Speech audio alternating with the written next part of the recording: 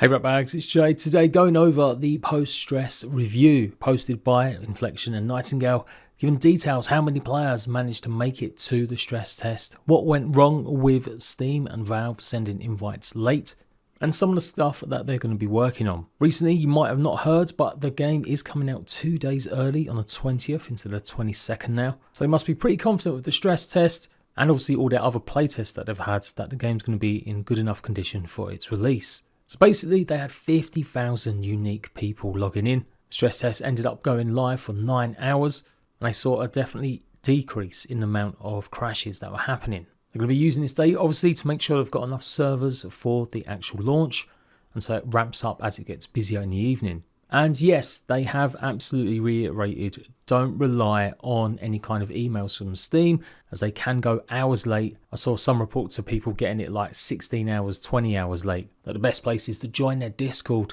so you can keep up to date with everything that's going on. But let's get into the stats, which are pretty cool. 49,000 different unique characters. There were 3,200 portals opened up to other realms, nearly 300,000 boars killed, 260,000 wolves, and 22,000, nearly 23,000 deer. Of course, the main enemy in Nightingale is the Bound. Nearly 500,000 killed. 4,600 automaton knights, 1,200 rook harvesters, 383 automaton bishops. These are basically the little bosses that you might have found underneath some of the temples. 633,000 building pieces placed and 574,000 completed. As you might imagine, lots of people using walls. A whole bunch of you did manage to get through to the Tudor set, which was nearly 200,000, but only 21,000 managed to unlock any of the desert pieces. There was 9,300 decoration pieces completed, which is surprising given that they accidentally left out some of the lighting and the decor that you will have. So that must be just all the crafting benches and maybe lots of candles. I got a little shout out as well, so thanks for that, Inflection. Alongside Partially Royal, Cryptic Fox and Tales Lumin. The stress test did manage to get into the top 20 games being streamed on Twitch. That's pretty good. They had 190 different unique forum posts on their Discord stress test feedback forum, reporting all sorts of stuff to do with network connectivity, troubleshooting, the amount of boars in the realm, to UI and UX suggestions. They've already begun addressing many of the core pieces of feedback they got sent.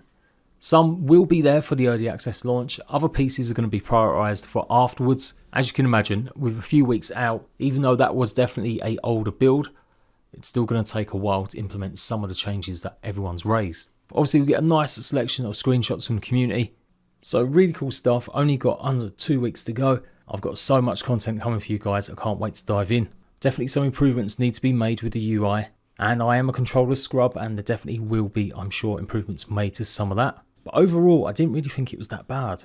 Performance is always going to be one of them things that gets improved upon. This isn't a full release game, it's early access. When you do look at the specs, they do seem relatively low compared to a lot of games that have released recently, like Sons of the Forest or Ark Ascended. But I do know some people felt that they could have maybe had a bit more of an increase in FPS, considering some of their rigs might be more powerful. And yeah, I stand by pretty much everything I was saying in my videos. Overall, I think this game's got a huge amount of depth to it.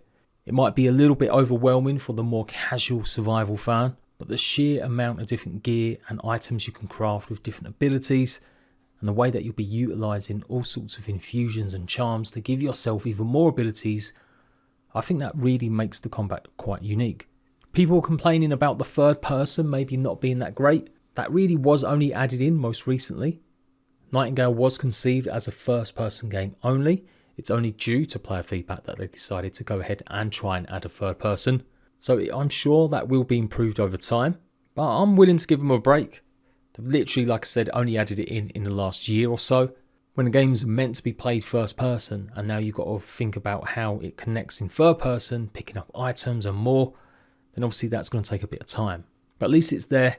And yeah, I found the world stunning, absolutely amazing. Some of the screenshots and vistas, a good selection of enemies. For sure, you're probably going to get sick of the sight of seeing some of the early Bound, much like you do with Grey Dwarves in Valheim, and maybe Raptors in Ark. But that's kind of par for the course in any game. As you dive deeper into it though, especially when I did during the stress test, as I try to explore as much as possible, you will come across a whole plethora of other creatures. I am going to be going live, obviously, with the release date, and I'll probably will start my Twitch channel as well, just so I can get in even more footage and stuff, apart from the free videos I plan daily on the game when it launches. If we get any more news about anything to do with the early access launch or any more previews, I'll absolutely keep you guys in the loop. And that's it. Until next time, I'll see you ratbags later.